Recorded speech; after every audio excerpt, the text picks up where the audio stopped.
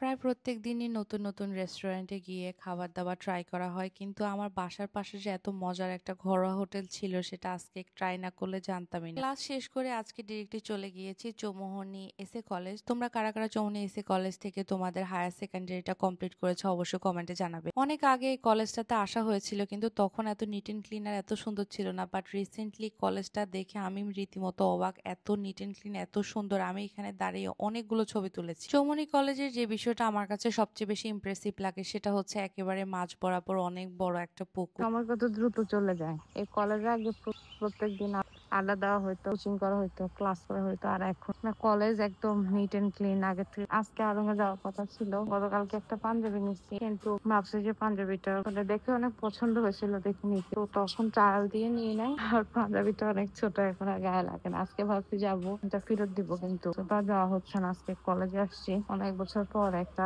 গুরুত্বপূর্ণ একটা কাজ আছে, কাজটা শেষ করে তারপর বাসায় ব্যাক করবো। কলেজের পুরা লোকেশনটাই চেঞ্জ, চেনা যায় না। বাসায় যাব, বাসায় যেয়ে খাবার দাবার শেষ করব, যদি সময় পাই তাহলে বিকেলে হয়তো যাবো। সন্ধ্যায় তো আর সম্ভব না, সন্ধ্যায় তো মোস্ট প্রবাবলি যে ভিডিও এডিটিং করি, ওই সময় কোনোভাবে সম্ভব। দেখি কি করা যায়। অনেকক্ষণ থেকে, প্রায় আধা ঘন্টা থেকে দাঁড়ায় আছি এখানে। প্রিন্সিপাল স্যার হচ্ছে প্রথমে নামাজ পড়ছে, দেন খাওয়া দাওয়া করছে, যেটা হয় আর কি। ইউজুয়ালি স্যার যখন ফ্রি হয় তখন অলরেডি যে কাজে আসছে সে ভিতরে গেছে, কথা বলে দেখুক কি হয়। জানি না কতক্ষণ এখানে ওয়েট করা লাগে। বাসার পাশে যে হোটেলটার কথা বলেছি ওই হোটেলটার অ্যাকচুয়ালি কোনো নাম আমার জানা নাই, থাকলে অবশ্যই ভিডিওতে বলতাম। ওখান থেকে আজকে আমি আমার লাঞ্চটা নিয়ে এসেছি। আর আজকে লাঞ্চে ছিল ফুলকপি দিয়ে এই রুই মাছের রান্না, সাথে ছিল শিং মাছের পাতুরি। এই সালাদগুলো এক্সট্রা দিয়েছে, আমরা এক্সট্রা করে ডাল নিয়ে এসেছি। আর সাথে সবজি হিসেবে আমরা মূলার কি একটা তরকারি ছিল ওইটা নিয়ে আসছি। তো সত্যি কথা বলতে এদের খাবারটা একেবারে ঘরোয়া, অনেক মজা। সন্ধ্যায় কড়া করে আমার জন্য এক কাপ কফি মেক করি, আর সাথে ছিল পপকর্ন। আর এখানে একটা কেকের জন্য ব্যাটারটা মেক করে উপর থেকে